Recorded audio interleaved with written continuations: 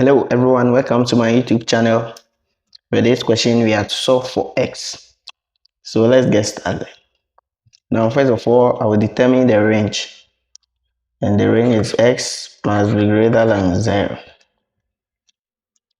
So from here, after determining the range, I'll write it in an exponential form with a base of 3. So changing this one to base 3, I'll have my log base 3 to the power 2 multiplying the x plus my log base 3 to the power x equals 6.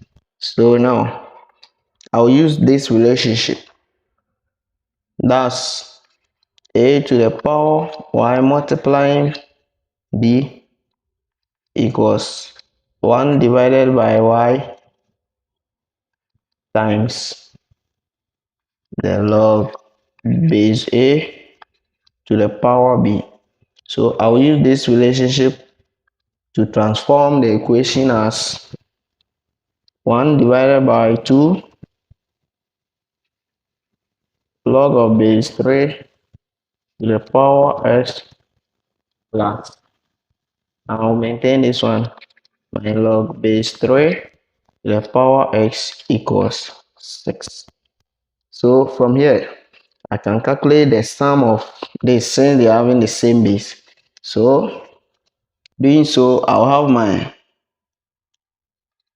3 divided by 2 log of base 3 to the power x equals 6. Now this one is multiplying this. So now from here, what I'll do next is to multiply both sides of the equation by the reciprocal of this one. That's 3 divided by 2. So I'll multiply both sides by 2 divided by 3. So doing so, the left hand side gives me my log base 3 to the power x equals, now this one gives me 4. So therefore, finding the value for x, my x will be equal to my 3 to the power 4. Therefore, the value for x will be x equals 81, where x is within our range. Thank you for watching the video, but please don't forget to subscribe, press the notification bell for more videos.